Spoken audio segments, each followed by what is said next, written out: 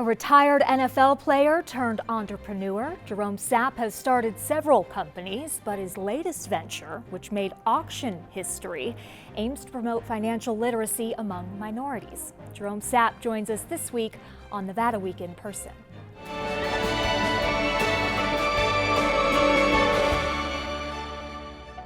Support for Nevada Week in Person is provided by Senator William H. Hernstat and additional supporting sponsors.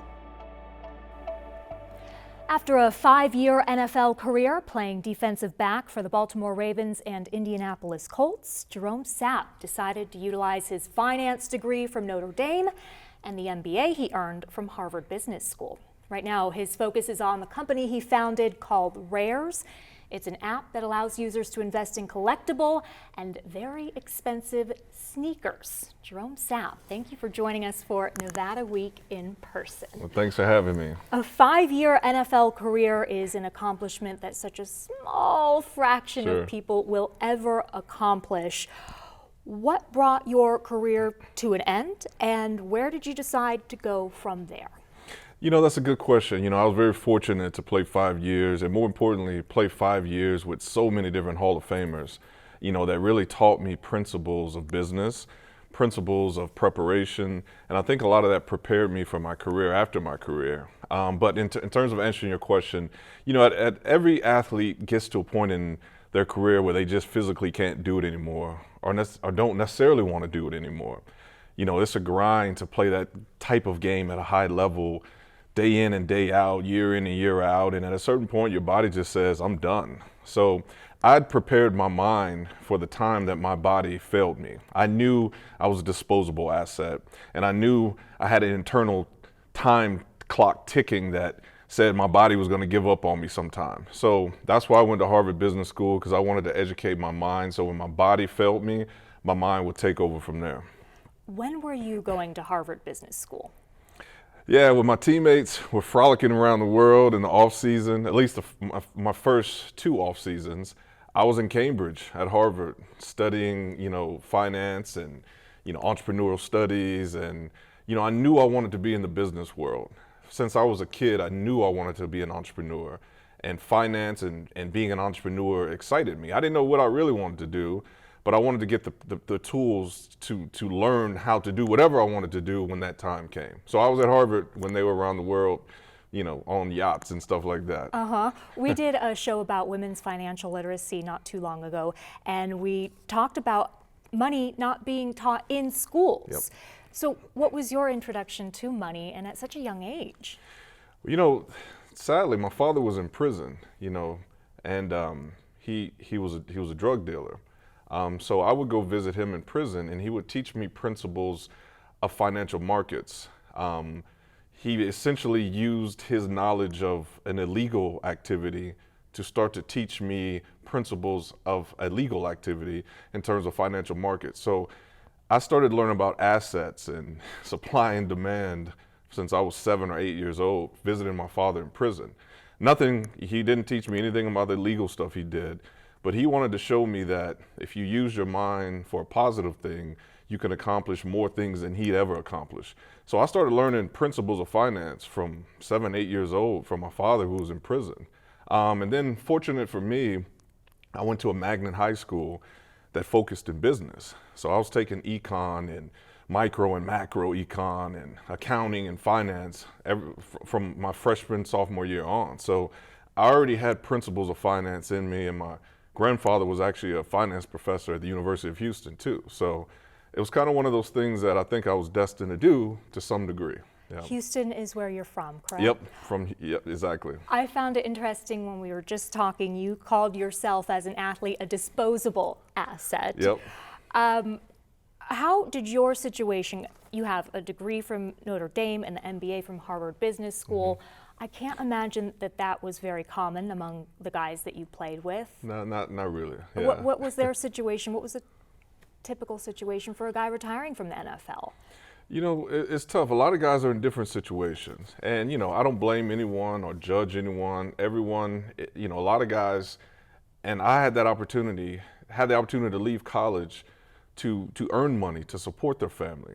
and never got a chance to finish a degree. I was fortunate. I didn't have to do that. You know, my mom was like, hey, you started it, go finish it. You don't have to go to the NFL to support me right now. So leaving the NFL, you know, there's a lot of different situations, Right. you know, but the biggest thing is identity purgatory. And who are you now? You know, from a young age, you're this athlete, and not only people see you as an athlete, but intrinsically you see yourself as an athlete to the world. I don't care how educated you are or what you have next lined up for a job, you're still this athlete. And it's hard, you know, it's a hard transition. I mean, not even athletes. It doesn't matter what you do. If you do something well for a long time, then you stop doing it, there's an identity purgatory. And you find or you figure out ways of now reinventing yourself into something that you want to become. You know, luckily for me, football was always this glorified hobby. I mean, I was passionate about it and I loved it. I loved it till the day I stopped, but I knew it would end someday because physically and statistically, you couldn't play this game, especially the way I played it at safety. I mean, I loved to hit and, you know, I had 9 surgeries and, you know, and I'll do it all over again. But I knew at a certain point I had to prepare myself for what was next. And a lot of guys don't do that for whatever reasons. Like I said, I'm not judging them. And they struggle more with that transition because they don't have something else to roll into or help them fill that competitive void. Business filled that competitive void for me. Literally, I wake up every morning and I attack business and my company the same way I prepared to go play the Bears or the Giants, you know, and that's how I grappled in life. Business helped me do that. At what point did you move to Southern Nevada? That's a good question. I retired and moved back to Houston, and I started my first tech company. And Tony Hsieh called me, and you know, after pitching this idea for a year, Tony actually told me no at first. Really? And I remember being like, all right, well, you'll say yes in a year. You'll see me again in a year. Not really thinking I'd see him again, but a year later, exactly, he invested in my company. And as a part of the investment requirement, I had to relocate to Southern Nevada. Yeah. The late Tony Hsieh, who's responsible for revitalizing so much of downtown Las Vegas. How well did you know him? I didn't really know him well, you know. Tony was kind of a quiet person, and, you know, he kind of had a clique that he hung with. But, you know, I was fortunate for him to invest in my first tech dream. But also, too, a lot of people don't realize the amount of money he put into downtown Las Vegas, and you know, just anyone who's willing to put their money where their mouth is, and that much money where their mouth is a lot of respect for him. Yeah, that's part of his legacy is not just downtown, but inspiring people and investing in their dreams. So back to the year you retired, 2008, right? Mm-hmm. And that has a connection with your current business. Mm-hmm. You explain this story. Yeah, you know, as we talked about, it's that identity purgatory. You know, it's like, it's kind of a sad, depressing thing on one hand. It's like everything you've worked for in life is now, at least mentally, the perception of, right? Football, like being the best, is over with. Like, you're no longer considered an athlete. You're an ex. It's former, you know? And a lot of guys have a hard time dealing with that, and I did too, to a degree. And I remember watching the Grammy performance and Kanye West, you know, performing, rocking these new sneakers. And at the time I was a sneakerhead too. And I remember thinking, man, if Kanye West can reinvent himself in his career, I mean, not that his career was over or anything, but reinvent himself not only as a music icon, but a fashion and sneaker icon, it was almost like, so what are you complaining about? You could do something too. You know, this is the beginning of an entrepreneurial career. And that's what really kind of lit a fire for me to start really thinking about what I wanted to do next from a tech and entrepreneurial perspective, watching that Grammy performance. And the sneakers and seeing those sneakers. Because those sneakers, I mean, a lot of people don't realize that was the first time Nike ever collabed with a non-athlete. You know, now it's commonplace. You got Travis Scott and you know, everyone has a sneaker. But before, only athletes had sneakers until Kanye West and that Yeezy 1 prototype. Yeah. What is a sneakerhead, briefly? Yeah. And also, what is Rares? How does it work? Sure. So a sneakerhead is, you know, I guess in the slang is people who love sneakers. And not just normal sneakers, collectible sneakers. Sneakers that the normal person probably wouldn't know existed or even would not even know how to get these sneakers. Now, what is Rares? So Rares is the first true stock market for sneakers. And I should point out, SEC regulated. We're regulated by the SEC. So all of our sneakers are securitized and regulated and actual real securities. So what we do is we take a sneaker, we split it into thousands of shares, collectible sneakers. And when I say collectible sneaker, these are $10,000 sneakers or higher, and which most people wouldn't have access to or afford, could afford. So what we do and say, okay, well, if you can't afford the whole sneaker, you can buy a share in this shoe for $5. And this shoe, we're regulated by the SEC, so I can't make guarantees, but this shoe historically has appreciated. So just like a stock. And the more the shoe appreciates, the higher the value of the shares you own in that shoe will be. So just like a stock. So we turn sneakers into stocks, basically, and allow people to make money off sneakers, potentially make money off sneakers without having to physically own it. And how does this appeal and help the minority community? That's a great question. You know, in the sneaker community, in the minority community, sneakers have always been this thing that, you're attracted to. In fact, the day my father went to prison was the day he bought me my first Air Jordan 4s. That's where my intrinsic passion for sneakers came.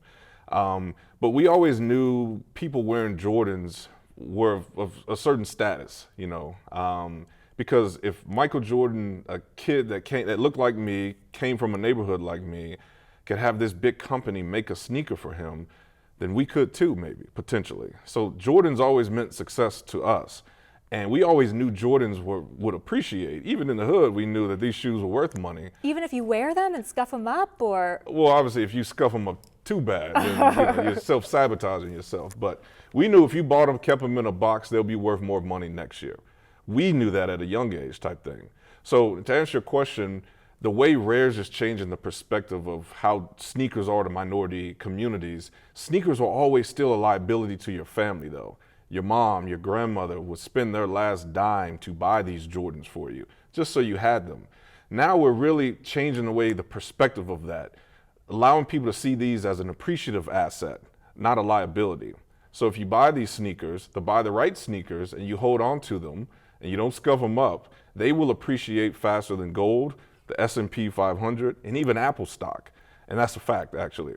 So we're allowing people to invest, and for a lot of people, this is their first true investment, the first investment into any securities. We're allowing them to invest in a cultural asset that has transcended now to an appreciative asset that, is more popular than gold and the S&P 500 in terms of the rate of appreciation. So we're allowing people to invest in a cultural asset that they're familiar with as an entry-level investment. We are almost out of time, but before we end, you have to tell me about those Kanye West sneakers. Yep. And you had them at Resort World. Tell me about the auction history, maybe. Yeah. So those are the most expensive, or I should say most valuable sneakers in the world. Sotheby's valued them at $1.8 million for a lot of reasons. We won't get into all the reasons, but we ended up bidding and we won we bought them. So we own the most valuable sneakers in the world, the Yeezy One prototype, the prototype. There's only one that Kanye West wore in 2008 at the 2008 Grammys, the one I was watching in my living room. So we split that shoe into 72,000 shares and allowed people to invest in that sneaker for $25 a share. Awesome, and it was at Resorts World. You it was put it at on displayed display. at Resort World, yep. Awesome. Thank you so much, Jerome, for joining us. Thank you. On Nevada Week in person. To see this week's edition of Nevada Week, tune in on Sunday at 5:30 p.m., Tuesday at 7:30 p.m., or anytime you wish at vegaspbs.org/Nevada Week.